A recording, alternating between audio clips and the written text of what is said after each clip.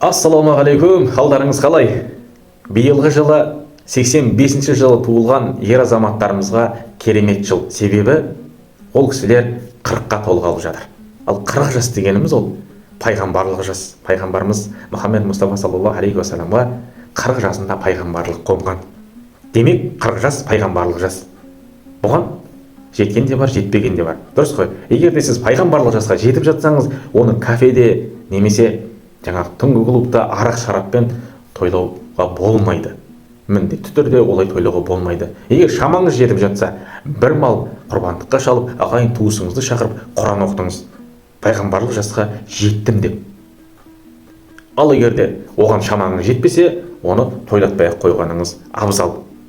Сіздің бауырыңыз, немесе ағайын туысыңыз, ініңіз, құдаңыз, жекжатыңыз 40-қа толайын деп жатқан болса, сол кісілерге осы бейнетаспаны жолдап қойыңыздар. Білсін, қандай керемет жасқа толғалы жатқанын, оны арақ шараппен тойлауға болмайтынын да біле жүрсін.